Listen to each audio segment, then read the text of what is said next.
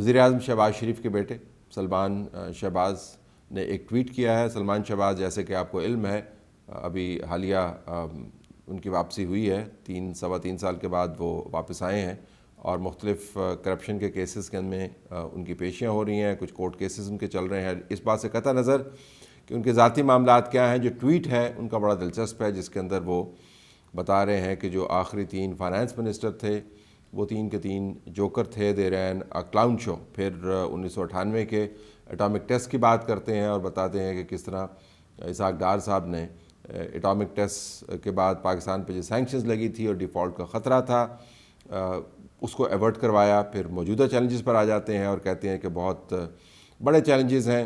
اسحاق ڈار صاحب جو ہیں وہ اپنا اچھا بہترین کام کر رہے ہیں، اور ان کی جو کمٹمنٹ ہے اور ہارڈ ورک ہے اس کا کوئی میچ ہی نہیں ہے۔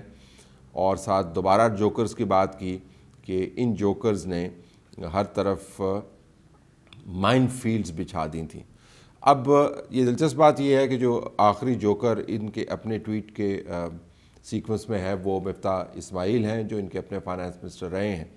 پاکستان کے اندر اگر آپ دیکھیں تو پرائم منسٹر اور فائنانس منسٹر کا بڑا گہرا رشتہ ہوتا ہے۔ پاکستان کی اکانومی چلانے کے لیے صرف فائنانس منسٹر پر آپ معاملات نہیں چھوڑتے۔ پرائم منسٹر ماڈرن دنیا کے اندر، پاکستان کے اندر بالخصوص، اگر فائنانس کو لیڈ نہیں کر رہا تو بنیادی طور پر ملک کو لیڈ نہیں کر رہا۔ تو جب مفتاح اسماعیل شہباز شریف صاحب، جو سلمان شہباز کے والد ہیں، ان کے فائنانس منسٹر تھے، تو عملاً شہباز شریف کے ڈائریکٹیو کے اوپر ہی کام کر رہے تھے اور انہی کی پالیسی کو لے کے چل رہے تھے۔ ظاہر فائنانس منسٹر کو اپنی بھی پالیسیز انفورس کرنی ہوتی ہیں، لیکن فائنانس منسٹر کوئی لون رینجر نہیں ہے کابینہ کے اندر۔ تو ایک تو یہ ذہن میں ہونا چاہیے کہ وہ کابینہ کا حصہ ہے، وہ گورنمنٹ کا کلیدی حصہ ہے، وہ پرائم منسٹر کی ٹیم کا بہت اہم کھلاڑی ہے، اور پرائم منسٹر اور وہ مل کے کام کرتے ہیں۔ تو آپ یہ نہیں کہہ سکتے کہ جو فائنانس منسٹر تھا وہ تو جوکر تھا، اور جو باقی کابینہ بشمول پرائم منسٹر جو بیٹھے ہوئے تھے وہ مکمل طور پر ایسے بادشاہ تھے جن کو بہت کنسرن تو تھا کہ جوکر کیا کر رہا ہے، لیکن اس کی جوکر کے کاموں کی ذمہ داری ان پر نہیں ڈالی جا سکتی۔ تو اگر سلمان شہباز اپنی حکومت کے فائنانس منسٹرز کو سپیئر کرتے اور پی ٹی آئی کی حکومت کے اوپر تمام ملبہ ڈالتے تو سمجھ آتی تھی، لیکن چونکہ انہوں نے اس ٹویٹ کے اندر کسی قسم کی کوئی ڈسٹنکشن نہیں کی، تو پتہ یہی چلتا ہے کہ سلمان شہباز بنیادی طور پر مفتاح اسماعیل کے ساتھ حساب برابر کر رہے ہیں، کیونکہ دوسرے فائنانس منسٹرز کا اگر انہوں نے نام لینا ہوتا تو نام لے کر بات کرتے، حفیظ شیخ کی بات کرتے، وہ اسد عمر کی بھی بات کر سکتے تھے، لیکن انہوں نے ان دونوں کے نام نہیں لیے۔ تو پتہ یہ چلا کہ انہوں نے ایک تسلسل بنایا ہے، اور مفتاح اسماعیل کو حفیظ شیخ اور اسد عمر کی کیٹیگری کے اندر انہوں نے رکھا ہوا ہے۔ تینوں کو وہ جوکر کہہ رہے ہیں، اور بنیادی طور پر کہہ رہے ہیں کہ ان لوگوں نے تباہی پھیلائی، اور اسحاق ڈار صاحب جو ہے وہ بہترین کام کر رہے ہیں۔ ملک کے جو زر مبادلہ کے ذخائر ہیں وہ آپ کے سامنے ہیں، اس حد تک کم ہو گئے ہیں کہ آپ سے ایل سیز نہیں کھل رہی، اور یہ کوئی مفتاح اسماعیل یا انڈیپینڈنٹ اکانومسٹ یا نقاد نہیں کہہ رہے ہیں۔ اب آپ کی ہر انڈسٹری کھل کے بول رہی ہے۔ آپ شوگر انڈسٹری والوں سے بات کریں، آپ کاٹن انڈسٹری والوں سے بات کریں، آپ چھوٹے لوگ انڈسٹریز سے بات کریں جن کا بزنس جو ہے وہ 50 ہزار ڈالر سے چلتا ہے، ان کے پاس ڈالرز کی اویلیبلٹی نہیں ہے۔ پاکستان کے اندر اسٹیٹ بینک کے سامنے احتجاج ہوا ہے، بینکوں کے اوپر ریڈز ہوئی ہیں، اشتہارات فرنٹ پیج کے اوپر چھاپ رہی ہیں ایپٹما، اور بار بار یاد دہانی کروا رہی ہے کہ اگر آپ نے ایل سیز نہیں کھولی تو یہ انڈسٹری بند ہو جائے گی۔ آپ مارکیٹ میں ڈالر لینے کے لیے جائیں، جو آفیشیل ریٹ ہیں اور جو مارکیٹ کے اندر ڈالر بک رہا ہے جو اصل ریٹ کے اوپر یا خریدا جا رہا ہے، اس کے اندر 30 سے 35 روپے کا فرق ہے۔ کسی بھی جگہ جا کے دیکھ لیں، آپ کو 2000 10,000 20,000 ڈالر خریدنے کی ضرورت نہیں ہے، 100 ڈالر بھی آپ خرید کے دیکھ لیں یا بیچ کے دیکھ لیں تو آپ کو پتہ چل جائے گا کہ کس بھاؤ بک رہا ہے۔ دنیا بھر کے اندر پاکستان کے ڈیفالٹ کے حوالے سے ایک سیریس ڈیبیٹ چل رہی ہے، چاہے اس میں مبالغہ ہو لیکن سیریس ڈیبیٹ چل رہی ہے۔ انڈیپینڈنٹ پولیٹیکل اکانومسٹ جو ہیں وہ بھی پاکستان کے ان حالات سے برے طریقے سے پریشان ہیں، اور سوچ رہے ہیں کہ نیوکلیر پاور کہ یہ حالت کیسے آن پہنچی۔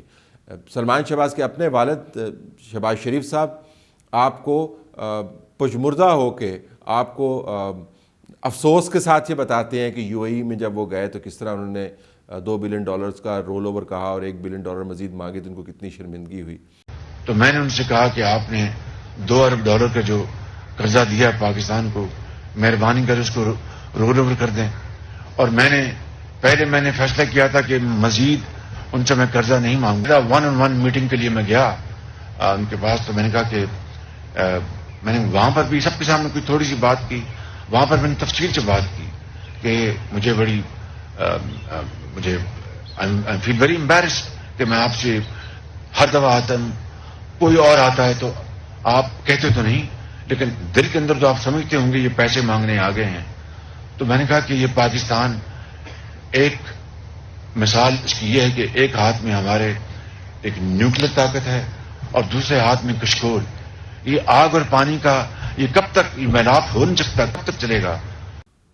ان کے چہرے کے تاثرات بتا رہے ہیں کہ وہ کتنی ڈسپریشن کے اندر ہیں. نیشنل سیکیورٹی کمیٹی کے اندر بیٹھے ہوئے تمام پالیسی سٹیک ہولڈرز دہشت گردی جیسے معاملے کو بھی سیکنڈری اہمیت دیتے ہیں. پرائمری معاملہ وہ پاکستان کی اکانومی کا اٹھا رہے ہیں، اور وہ بتا رہے ہیں کہ پاکستان کی اکانومی پاکستان کی خود مختاری کے اوپر اثر انداز ہوتی ہے.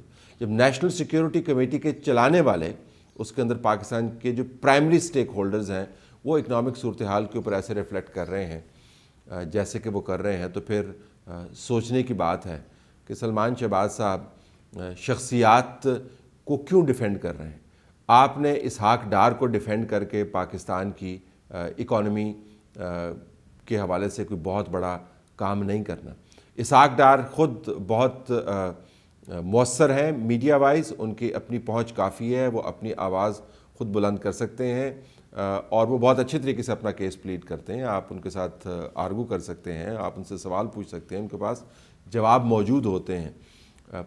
اسحاق ڈار کو اسپوکس پرسنس کی ضرورت نہیں ہے، لیکن بدقسمتی سے نون لیگ کے اندر کے حالات اتنے خراب ہو گئے ہیں کہ اب پرائم منسٹر کا بیٹا کھلے عام سائڈز لے رہا ہے. کچھ میں حرج نہیں ہے، وہ ظاہر پبلک آفس ہولڈر نہیں ہے، آزاد شہری ہیں، ان کے پاس اپنا ٹویٹر اکاؤنٹ ہے، وہ سائڈز لیں، لیکن وہ شریف فیملی کا اور شہباز شریف کا بیٹا ہونے کے ناطے ایک اہم کردار رکھتے ہیں.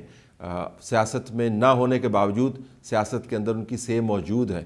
شریف فیملی کے اندر جو بھی لوگ پبلک آفس ہولڈر رہے ہیں وہ ان میں سے نہیں ہے، لیکن اس کے باوجود جب وہ بات کرتے ہیں تو شریف فیملی کے نمائندے کی حیثیت سے ان کو لیا جاتا ہے.